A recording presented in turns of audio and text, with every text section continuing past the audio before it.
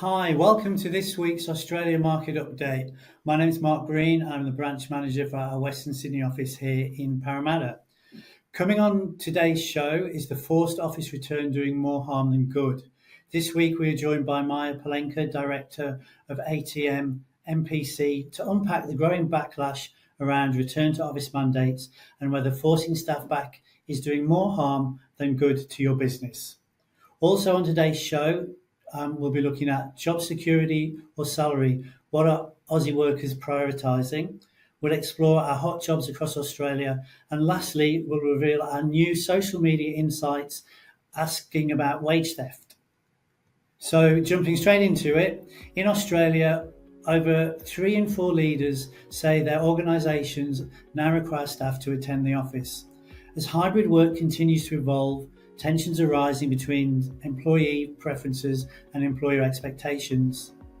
But experts are warning that rigid mandates could come at a cost, potentially impacting retention, engagement, and overall morale. To discuss this further, we are joined today by Maja. Welcome, Maja. Thank you. Thank you for having me. No, nice to have you here today. Thank you. So, Maja, what do you think is driving the recent push for employers to enforce return to office mandates?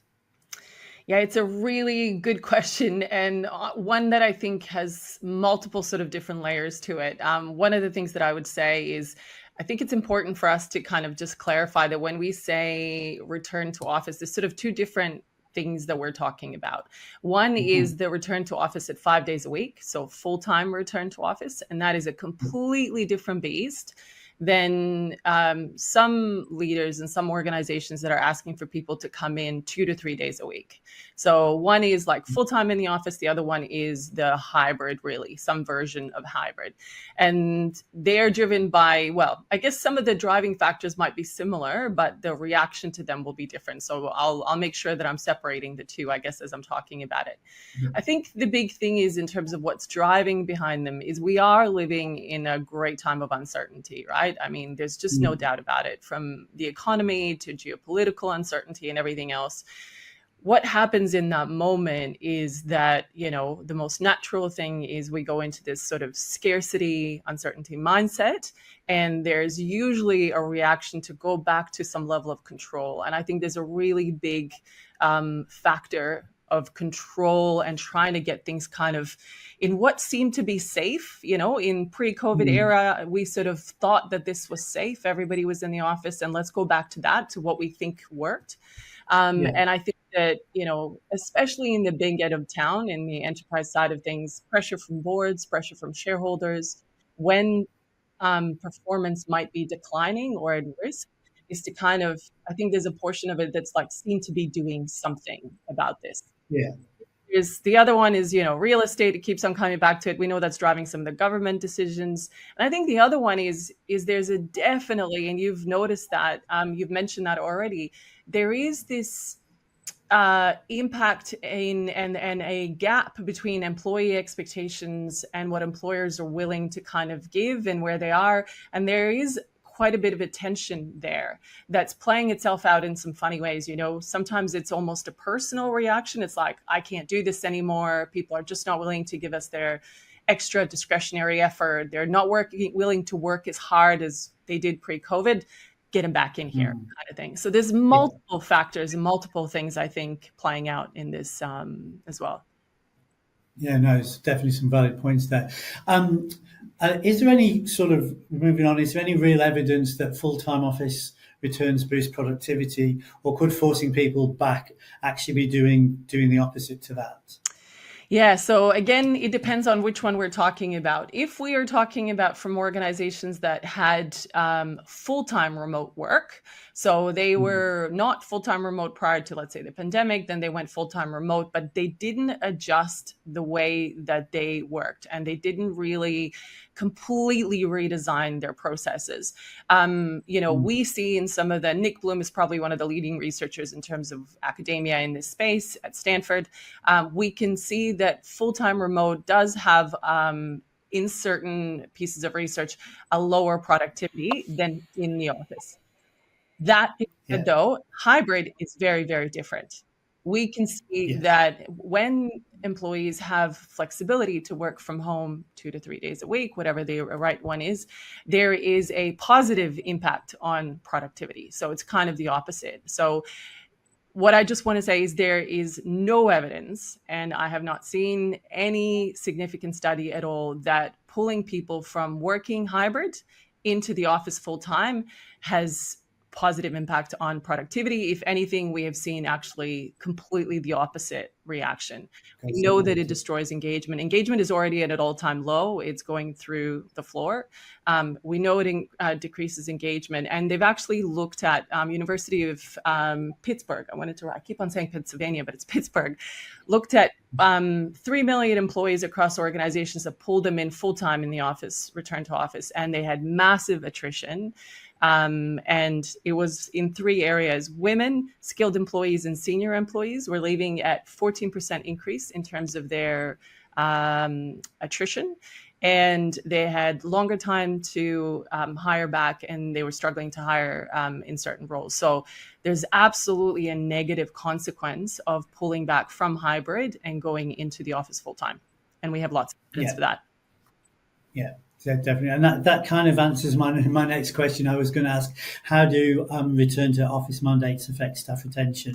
You know, is there a risk of the business losing good people? And I think you've touched on that for me. Yeah, it is really important to really think about that. We have this study, but we have seen it. I mean, I've definitely seen it in my work where, we've had organizations that kind of have this draconian reaction, I would say, because to a certain degree right now it feels like it's kind of spreading, it's contagion, right? We have this perception that Mm, organizations are all returning back to the office. By the way, the data doesn't say that.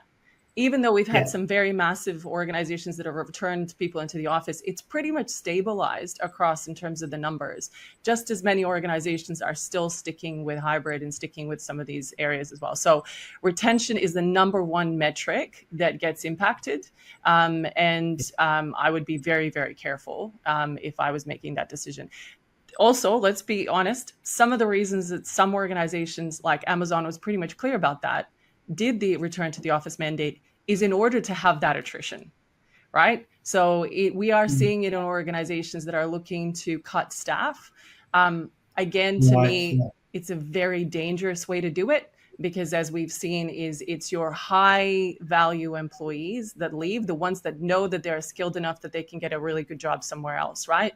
You're not going to lose who you think you want to lose if that is the yeah. strategy. Yeah, it's a big risk. Thank you. Thank you. And what would you say the potential impacts of employers pushing employees back into the office full time, especially when it goes against their desire for that work from home flexibility? Yeah, I think the impact is massive. We've talked about some of those numbers in terms of the retention and attrition. I think my other really big worry is that we are seeing, as we said, in all the research, culture amps just come out again, is that engagement is definitely going down. And every year on year, in terms of what the studies are, engagement is lower and lower inside organizations. So if people are against, their will, I guess, and against their preferences, having to go back into the office, we are going to be causing that engagement to go down even further, which then impacts discretionary effort. And we know that those two metrics, and employee motivation is the other one that we've seen from 𝐸 just recently released numbers, is going down again. If that has massive implications in terms of performance, and I think we are then going to see that lower productivity, discretionary effort is impact in terms of innovation, creativity, which again, in time of uncertainty where we're sitting right now, is just a necessity, right, for any business. So I would be very worried about what's coming as a result of that. Yeah, I think we're going to see some challenging times ahead. Yeah. And one final question for you: how do you see this mandate conflict continuing to evolve in 2025? Do you see it creating more tension in the workplace between employees and employers, or do you think leaders will eventually move away from this forced office return? So here's the thing, right? It really depends on what we choose. I don't think the future is anything that's set in stone. The future really is whatever our choices are and whatever we choose to kind of do with where we are sitting right now. So I actually am more really optimistic about certain organizations that look at this time as a time of opportunity, right? I do think that in the landscape as it is, as I said, the uncertainty seems to continue, especially with what's going on in the economy and geopolitically as well, which then is impacting our economy further, that they will be people that are almost, I guess, sleepwalking to a certain degree. And I don't mean to kind of say that, but, it can be very easy to get sucked into the narrative. What we're hearing and seeing in the news is that it seems to be everybody's returning back to the office. That being said, I actually think this is an incredible time for organizations that are just willing to stop for a second and go, hold on. There's a certain set of organizations that might actually structurally, because of, size that they are and needing to shed staff and pressure from whether that's shareholders or board or wherever it is, that might be forced to be making these types of decisions. So that means there will be some excellent talent that's going to be leaving those organizations. And there has been a massive reprioritization in people's lives in terms of what is really, really important. We see that in all kinds of studies. People are willing to take a hit on salary to be able to continue to have the flexibility. So I actually think, and I'm very optimistic about the businesses that are clever right now, working with organizations like yours, right, to be really opportunistic about this time and build organizations that really want to, because I think people still want to work. They want to have impact. They want to be in a place where they are just respected and valued, right? Rather than kind of treated with this distrust, because really that's what kind of it seems to be why we're pushing people back in. So I just actually think this is an incredible time of opportunity. Yes, there'll be organizations still going down that path, but I think it's really, really important that we stop and we have a think about this opportunity to pick up some excellent people and build organizations that, are successful by absolutely hitting their numbers and doing all the right stuff, but also looking after their people as well. Yeah, no, definitely. It is about looking after the people. Thank you for that. And thank you for your time today. Thank you for having me. It's been a pleasure to talk with you, Maja. Thank you.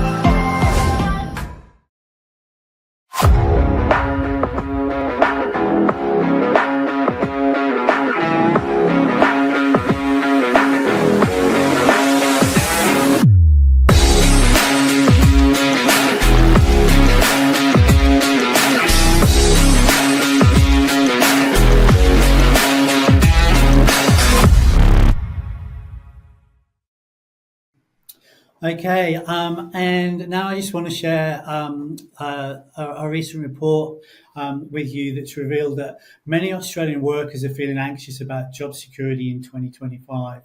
So with 68% of employees worried about potential redundancies at their workplace, more people are now prioritising job stability over higher pay.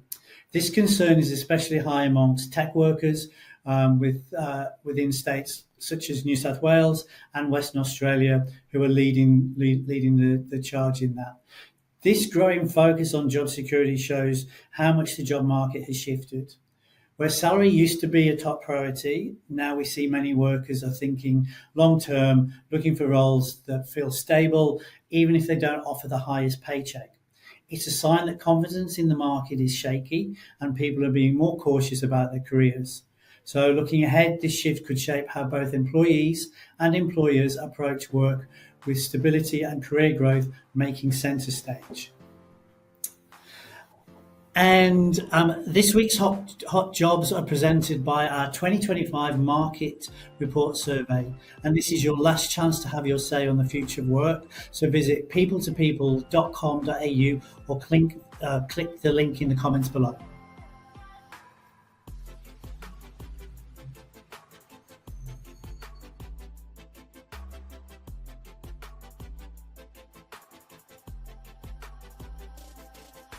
Okay, thank you for joining us today. As I said, I'm Mark Green. I'm the branch manager for our Parramatta office in Western Sydney. If you'd like to get in touch with me about anything we've spoken about today or just about recruitment in general, my details are listed below. Thanks for watching and we look forward to seeing you next week.